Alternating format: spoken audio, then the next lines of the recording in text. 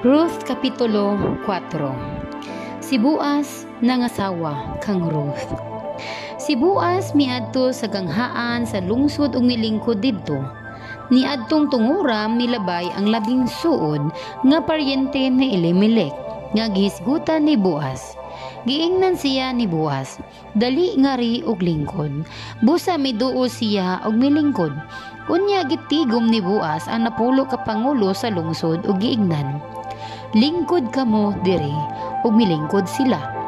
Unya giingnan niya ang labing suod nga paryente. Karon nga nahibalik na si Naomi gikan sa Moab, buot niya nga ibaligya ang uman ni Elimelech nga atong paryente. Ug nakahukom ako sa pagsugilon kanimo mahitungod niini. Busa kung gusto ka niini, palita kini sa tubangan niining mga tawo nga naglingkod dinhi ug sa mga pangulo sa katawhan. Apan kung wala kay gusto, pahibaluan ako kay mas labaw ka man nga may katungod sa pagpalit niini kay kanako. Ang tawo miingon, ako ang mopalit niini. Unya miingon si Boaz, kun paliton nimo ang uma ni Naomi, si Ruth ang byuda nga taga Moab, mahimo usab nimong asawa aron nga ang uma magpabilin sa ngalan sa tawo nga namatay. Mitubag ang tawo, kun mao ka na, dili ako mopalit sa maong uma, kay tingali unyag dili ako makapanunod sa panulundon. Ikaw na lamang pahinuoy palit sa maong uma. Niadtong panahon na mao kini ang kasagaran nga himuon nila didto sa Israel sa higayon nga ibaligya o ibaylo ang usa ka kabtangan. Hubuon sa nagbaligya ang iyang sandalyas ug ihatag ngadto sa pumapalit. Sa ingon mapakita sa mga Israelita nga napalit na gayud ang usa ka butang. Busa sa pag-ingon sa tawo ngadto kang Boaz, ikaw lamay palit. Gihubo niya ang iyang sandalyas o gihatag kang Boaz. Unya miingon si Boaz sa mga pangulo ug sa tanang nagkatigom. Karong adlaw mga saksi kamong tanan nga gipalit ko gikan kang Naomi ang tanan nga ila ni Elimelech, ni Kelion ug ni Malon. Labot pa si Ruth nga taga Moab.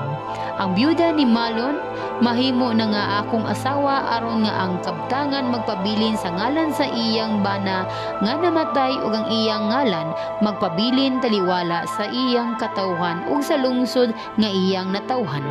Mga saksi kamo niini karong adlaw. Ang mga tawo ug ang mga pangulo miingon, oo, mga saksi kami, himuon sa Ginoo nga kining babayi nga imong maasawa, mahisama kang Raquel ug kang Leah nga nanganak og daghan. Madato kaunta diha sa Efrata ug mahimong inila diha sa Bethlehem. Hinaot unta nga ang mga anak nga ihatag sa Ginoo kanimo, pinaagi ni ining batan-ong babayi, maghimo sa imong panimalay sama sa panimalay ni Perez, ang anak ni Juda ug Tamar. Busa gidala ni Boaz si Ruth sa iyang balay ingon nga iyang asawa ug sa ilang panagtipon gipanalanginan sila sa Ginoo. Nagmapdo si Ruth ug nanganak og batang lalaki. Miingon kang Naomi ang mga babayi, dalaygon ang Ginoo, gihatagan kaniya karon og apo aron magatiman kanimo. Hinaot unta nga ang bata mahimong inila dinhi sa Israel. Magdala unta siya kanimo bag-ong kinabuhi ug maghatag kanimo kasiguruhan inig katigulang nimo. Ang imong umagad nga nanganak kaniya nagmahal kanimo ug gihimo niya ang labaw pa sa nahimo sa 7 ka anak nga lalaki. Gikuha ni Naomi ang bata, gigakos ug giatiman niya. Ang bata ginganlan Obed.